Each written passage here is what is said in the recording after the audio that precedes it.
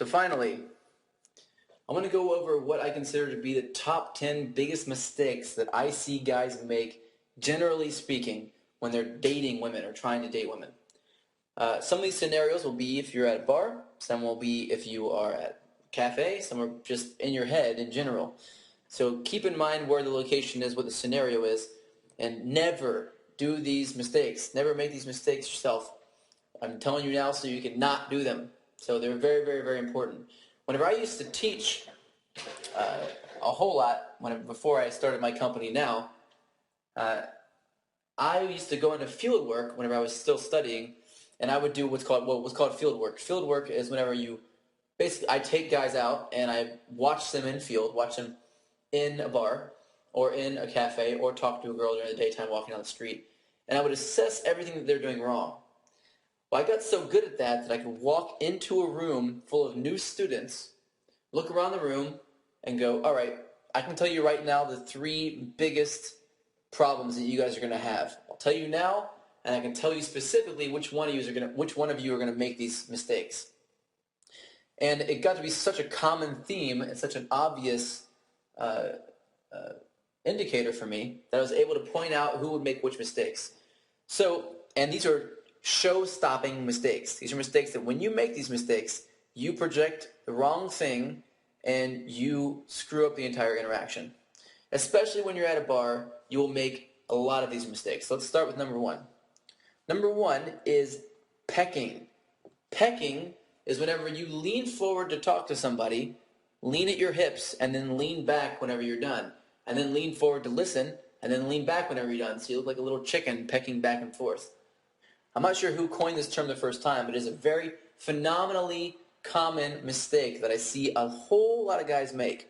Especially taller guys make this mistake, and you don't even realize you're doing it. Now you're going to backwards rationalize and tell me, well, Josh, I can't hear, so I have to lean forward and listen.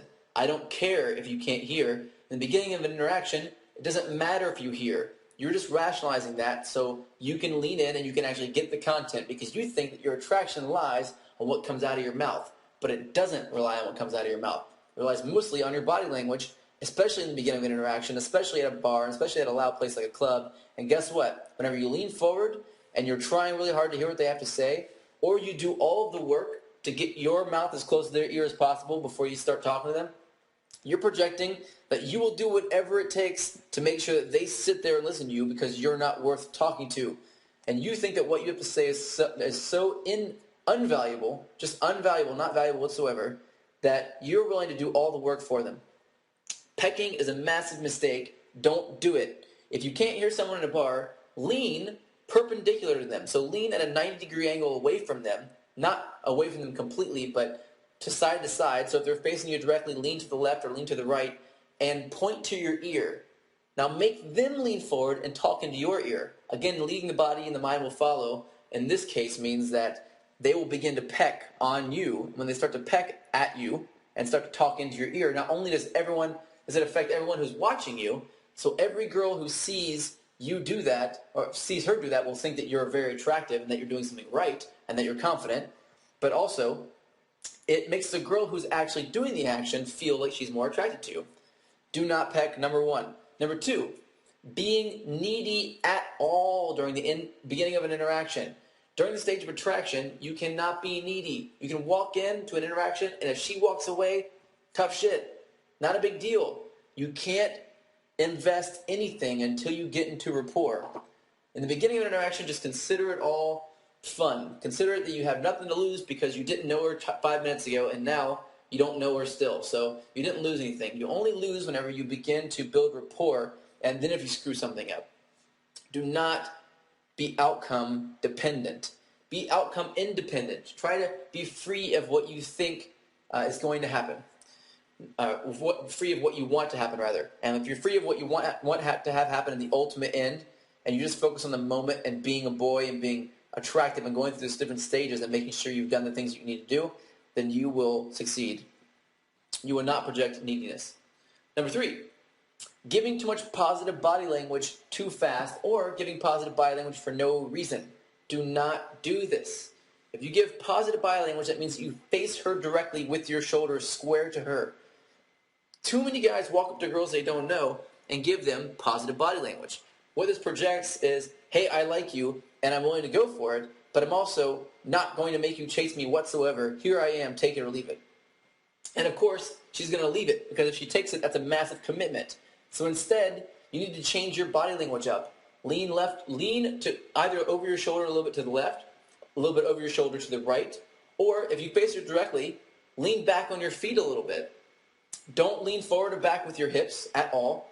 If you're going to lean back on your feet, there are descriptions of this and videos and pictures of this also in the members area. If you lean back on your feet, you get a little distance between yourself and her. Whenever you do that, you show her that you may leave if things don't go right. If she constantly thinks that you may leave if things don't go well, then she'll keep trying to give you more positive body language. But you don't want to give her too much positive body language. Don't be afraid also to turn your back on her every once in a while.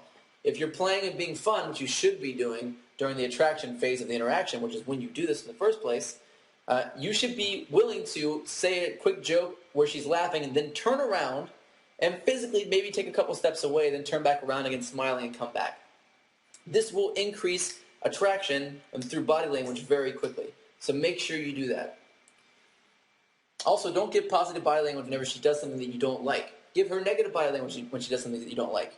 Anytime she doesn't, even if she's role-playing, anytime she says, well, if you say to her, for example, there's a banter, say that you wanted to banter with her, and one of the things you could say is, oh, look, come here, I'm adopting you, you're my new little sister, which is a super common thing that guys say who have been studying this. So I don't necessarily use that one particularly, but it's for an example. If she says, I don't want to be your little sister, then you go, whoa, and turn your back a little bit and give her some more negative body language then. And then go, hey, look, I start out with my sister, and then you can maybe upgrade a little bit later on to something like, like a distant friend, or a distant relative.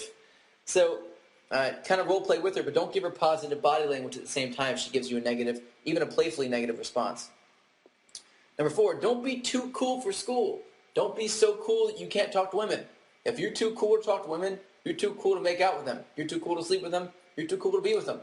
You're not that cool, I promise. Don't act like you are. When you go to a bar and you stand up at the bar and you expect to act like James Bond and have the success like him, you're screwing everything up. It's not working. Everyone sees you, especially women are very hyper intuitive. They know that you are in a fantasy world. When you're in a fantasy world, that means that they can't be in a fantasy world, and that's not attractive. Don't be too cool for school. Get down, be fun, and be open, and be yourself during this process. I know be yourself is the worst advice you'll ever get in your entire life, but since I'm going to tell you how to do that, I think that I can back that up. So make sure above everything that you are not too egotistical to stop and be playful and fun during the attraction phase. Otherwise, you will never get anywhere, I promise. It doesn't work. Trust me, if it worked, I would teach you it. It does not work. Number 5 is not touching enough or not touching properly. Trying to touch too quickly ends the attraction. Not touching at all never begins the attraction, forces you into the friend zone. Make sure that you follow this system until you understand the touch system so well that you don't need to follow it anymore. Number 6, asking for permission. Asking for a phone number instead of saying that you want her phone number. Asking if she is interested in coming over here to sit down instead of saying, let's go sit down. Whenever you ask for permission for everything, it shows that you're not willing to take risks or chances. You're not willing to put yourself out there. You're expecting her to do it all and make the decision. Because if you decide to go sit down and someone messes with you, all of a sudden that's your responsibility. But you have to take on that responsibility as a man. Don't make her do it. That's not right. So stop asking for permission. Again, though, if you get something where she does not want to continue, if she wants to stop and she tells you she wants to stop, especially with her body language, then stop. But don't ask for permission. You've probably heard the response before that it's better to ask for forgiveness than permission. Of course, 100% it is. But, make sure you respect the rights of the people around you, especially the women that you're dating. Number 7 is failing compliance tests. So many guys fail compliance tests. They also fail congruence tests. These are massive. If you cannot pass these tests, then you can't let women filter you, and you can't pass the filtering test, then you don't get past the filter. That's just how it is. Women have a filtering system for men because it works. If you don't pass the compliance or the congruence test, you don't deserve to be with her. That's how it is. That's just the truth. So That means that you have to learn how to pass these compliance and congruence tests. If you fail them, then no one's got any sympathy for you. All the information on how to pass them is in the Tao of Badass. So if you haven't gotten that information and done it and used it, that's your own fault. You got that information now, so make sure you do it. Number 8 is buying attention or time. Never buy someone's attention or time with gifts, even with compliments. Drinks, guys who buy girls drinks at bars are usually not the guys who go home to those girls. And if they are, it's because they got them so drunk they didn't care anymore. That's not power. That is a loophole, and it does not work. In fact, it gets you in so many problems and so many troubles that it's not worth it, period. A lot of guys do that, and it's just weak. Don't do that, because you're going to be able to have this and create it whenever you want to. Don't buy attention or time. Don't sit around doing whatever they want. If they want to drink, don't go buy them a drink immediately. If you've already built the rapport with them, if you already have a connection, if you've already passed the qualifying stage, and if you don't know what that is, go back to the system and read that again. If you've already passed the qualifying stage, feel free to buy them whatever you want. I don't care. Buy them a drink. Hell, buy them a car. I don't really care about that, because now they're worth something. Now they are something different to you. The game is officially starting now. The first part, the attraction part, is just a warm-up. It's just practice. So keep that in mind. Don't buy attention or time. Number 9, do not hesitate. You will hesitate naturally. Stop yourself from doing it. The way you stop yourself from doing it is you don't give yourself the time to do it. If you are going to physically think about it, then you have to stop thinking. Just do it. So especially whenever you're approaching. Another thing you can do that's fairly simple is you find a couple of motivating factors that force you to do these things, to act. So what's the one or two things that you can say to yourself that will motivate you to do anything? For me in the beginning, it was man up was one motivating factor, like be a man. And the other one was stop being such a pussy. Anytime I heard those two things, I would act. If I heard myself say those two things. If someone else said them, I wouldn't really care as much. But if I told them to myself, if I used both of those at the same time, I would be sure to act on anything. And number 10, creating an imaginary relationship. Do not create an imaginary relationship with someone that you just met. Just because you made out with her in a bar, just because you hooked up with her randomly, just because she returned your phone call or texted you, stop thinking about her 24/7 and calling her your girlfriend in your head. Guys create imaginary relationships constantly with women. And the reason why they do it is because they want it so bad, they want this relationship so bad, they can't stop thinking about them. Now, your mind doesn't know the difference between whenever you are putting a thought of someone in your actual memory folder or if it's going into the thought folder. So if you imagine something happening, imagine spending time with somebody, your brain just puts that into the actual memory folder. So now you start to really feel like you have an emotion or some sort of emotional association with this. You feel like you really have a past, a history. And because you really feel that way, whenever you find out that she doesn't feel that way, you're typically very hurt. And now you want to try to save the relationship that doesn't even happen yet. Because it's too early in the relationship and too early in the stages, you're going to screw it up if you keep trying to, if you keep trying to think about her over and over and over again in the beginning. What you want to do is you want to match her investment.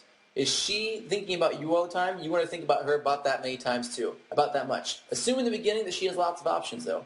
If you have abundance mentality where you know you have lots of options with women, especially if you're polyamorous, then you do not create imaginary relationships because you have too many other women to think about. If you have scarcity mentality, you end up scaring away all the women that could be with you because you try to move too quickly into a relationship instead of allowing them to feel more comfortable and naturally going through the stages with you. Do not create an imaginary relationship. You're not dating her until you have that conversation that you are dating her. And if you never have that conversation that you are dating her, then you need to have a conversation